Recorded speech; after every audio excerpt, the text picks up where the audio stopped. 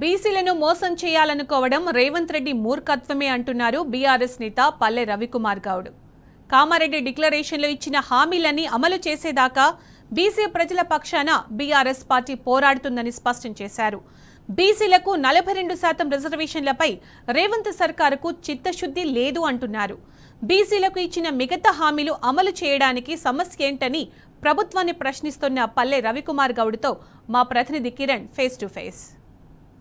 Congress party ఎన్నికల ముందు Kamareddy declaration ప్రకటించింది. కానీ ఎన్నికల తర్వాత కామారెడ్డి డిక్లరేషన్కు తూట్లు పొడిచినటువంటి పరిస్థితి కనబడుతుంది. ఎన్నికల హామీలు ఏ ఒక్కటి కూడా నెరవేర్చకపోగా ఇప్పుడు బీసీ రాగం అందుకుంది. 42% పెంచుతామంటూ కూడా దాదాపు 2-3 సార్లు దీనిపైన ప్రకటనలు కూడా చేసినటువంటి నేపథ్యంలో కేవలం బీసీ డిక్లరేషన్, కామారెడ్డి డిక్లరేషన్ అంటే రిజర్వేషన్లు పెంచడమేనా? ఇచ్చినటువంటి మిగతా హామీలు, బీసీలకు సంబంధించినటువంటి హామీలు ఏమున్నాయి? ఎందుకు కాంగ్రెస్ ప్రభుత్వం విస్మరిస్తుంది? మనతో మాట్లాడడానికి బీఆర్ఎస్ నేత పల్లెరవి గారు మనతో పాటున్నారు. సార్ నమస్తే సార్. ఏంటి బీసీ డిక్లరేషన్కు సంబంధించినటువంటి అంశంలో కేవలం 42% మాత్రమే పెంచుతున్నట్లుగా ఆర్డినెన్స్ చేస్తున్నారు. మరి మిగతా హామీల సంగతి ఏంటి? కామారెడ్డి డిక్లరేషన్ ఏం చెప్తుంది? దాని మీద మీరేం చెప్తారు? కామారెడ్డి డిక్లరేషన్ పేరిట బీసీ డిక్లరేషన్ని దాదాపు కాంగ్రెస్ పార్టీ 41 హామీలు ఇచ్చింది. అందులో మొదటిది స్థానిక సంస్థల్లో 42% రిజర్వేషన్లు కల్పించి దానికి 6 నెలల్లో చట్టబద్ధత కల్పించి ఎన్నికలు నిర్వహిస్తామని చెప్పేసి చెప్పింది. ఇప్పటికి 20 నెలలు అయింది. 6 నెలల సంగతి.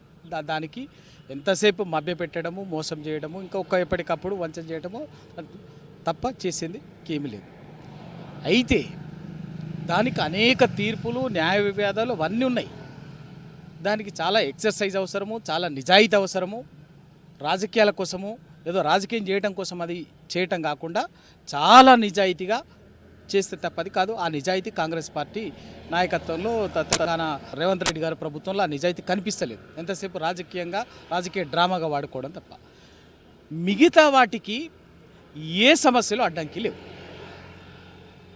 మొట్టమొదటిగా మీరు చెప్పింది ఏంది? బీసీ డిక్లరేషన్లో 42% రిజర్వేషన్ల తర్వాత చాలా స్పష్టంగా చెప్పింది ఏంటంటే, అధికారంలో వచ్చిన మొట్టమొదటి అసెంబ్లీ సమావేశంలోనే బడ్జెట్లో బీసీలకి సబ్ ప్లాన్ రూపొందించి, జ్యోతిరావు పూలే సబ్ ప్లాన్ పేరిట రూపొందించి దానికి తొలి అసెంబ్లీ సమావేశాలను చట్టబద్ధత కల్పిస్తామని చెప్పారు. ప్రతి సంవత్సరం బడ్జెట్లో 20,000 కోట్ల చొప్పున 5 ఏళ్ళు 1,00,000 కోట్లు కేటాయిస్తామని చెప్పేసి చెప్పారు. ఇప్పటివరకు కేటాయించింది ఏం లేదు. 2 బడ్జెట్లు అయిపోయినాయి.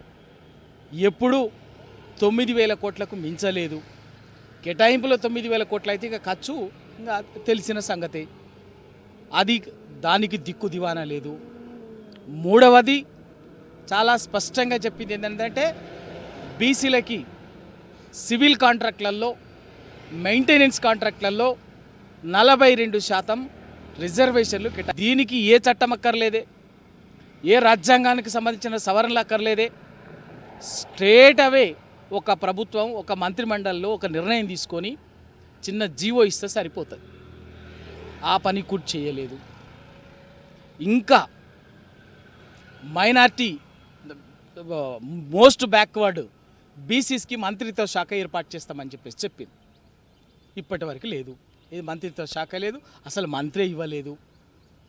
ఇవన్నీ మీరు చేయగలిగేటటువంటి వాటిని కామారెడ్డి డిక్లరేషన్లో ఆ రోజు కూడా వీళ్ళు చెబితే నమ్మరు, నమ్మే మొక్కలు లేవు అని చెప్పి కర్ణాటక ముఖ్యమంత్రి సీనియర్ నాయకుడు సిద్దిరామయ్య గారిని తీసుకొచ్చి ఆయనతోటి బీసీ డిక్లరేషన్, ఇదే బీసీ డిక్లరేషను ఆయనతోటి ఆవిష్కరింపజేసి ఆయనతోటి చెప్పించి నమ్మబలికిచ్చారు ప్రజల్ని. బీసీ సమాజాన్ని మోసం చేసిండ్రు.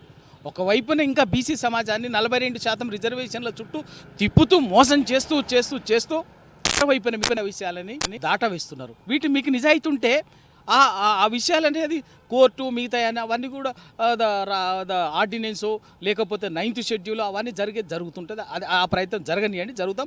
అందరం సంపూర్ణంగా సహకరించడం జరుగుతుంది.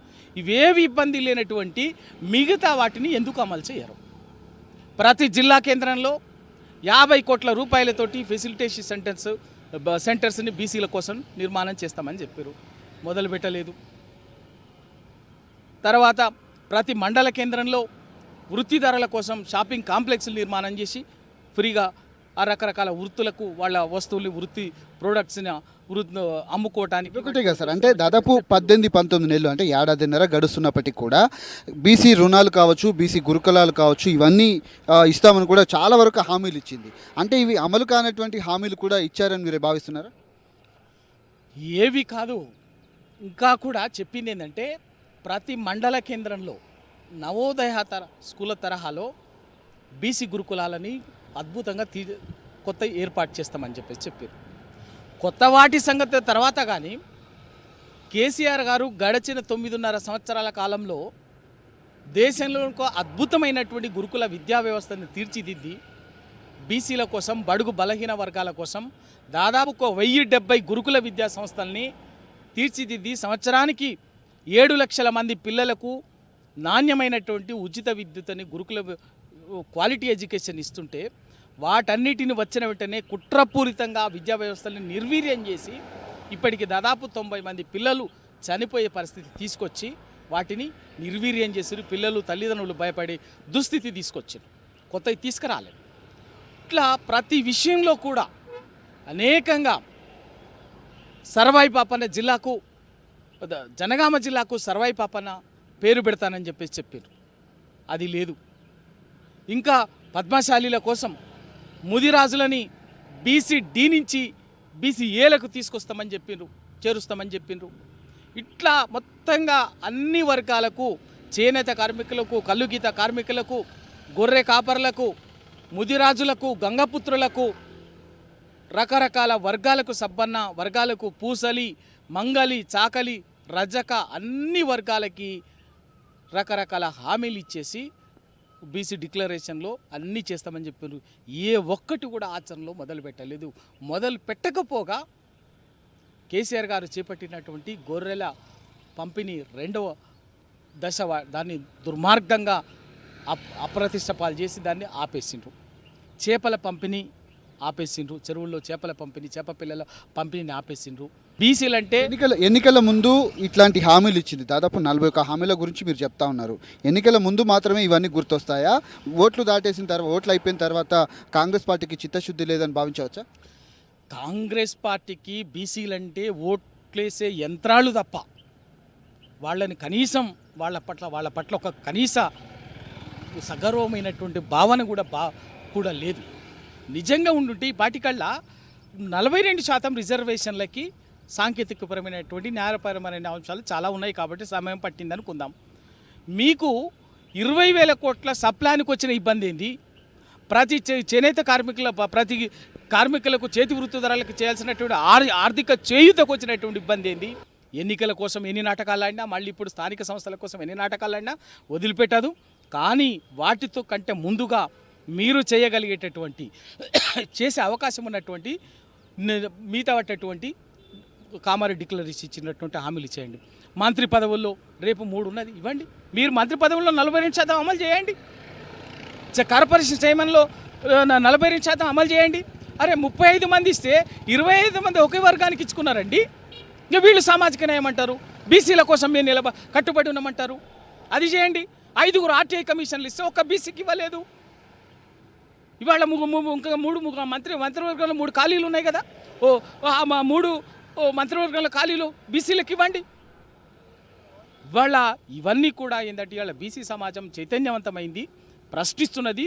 కాబట్టే ఇవాళ మోసం చేయలేక, తప్పించుకోలేక నాటకాలు ఆడుతున్నారు. ఆ నాటకాల్ని కట్టిపెట్టి కాంగ్రెస్ నాయకత్వము, రేవంత్ రెడ్డి గారి ప్రభుత్వము మీరు కామారెడ్డి డిక్లరేషన్లో ఇచ్చినటువంటి ప్రతి హామీని తూచా తప్పకుండా అమలు చేయాల్సిందే. అమలు చేయకుండా మీరు నాటకాలు ఆడతాము, డ్రామాలు చేస్తాము, ఇంకేదో చేస్తామంటే వదిలిపెట్టేది లేదు. ప్రజాక్షేత్రంలో బరాబర్గా ప్రతి హామీని అమలయ్యేటట్టుగా బీఆర్ఎస్ పార్టీ మేము కొట్లాడతాం. మిమ్మల్ని ప్రజల ముందు తప్పనిసరిగా మీ నగ్న స్వరూపాన్ని, మీ మోసాన్ని ఎండగడతాం. ఇది వారు చెప్తున్నటువంటి పరిస్థితి కనబడుతుంది. ఎన్నికల ముందు హామీలు ఇచ్చి కామారెడ్డి డిక్లరేషన్ను పూర్తిగా విస్మరించింది కాంగ్రెస్ పార్టీ. ఇప్పుడు ఓట్ల కోసమే మళ్ళీ బీసీ రాగం అందుకుంటుంది. ఏదైతే ఇచ్చినటువంటి 41 హామీల్లో ఏ ఒక్కటి కూడా అమలు చేయకపోగా పూర్తిగా ఓట్ల రాజకీయాలు చేస్తుంది. ఖచ్చితంగా బీఆర్ఎస్ పార్టీ తరఫున ఖచ్చితంగా ప్రశ్నిస్తూనే ఉంటాం. కాంగ్రెస్ పార్టీని కూడా నగ్నంగా వదిలిపెట్టే ప్రసక్తే లేదంటూ కూడా తాను చెప్తున్నటువంటి పరిస్థితులు కనబడుతున్నాయి. కెమెరామెన్ దశరథ్తో కిరణ్ టీ న్యూస్, హైదరాబాద్.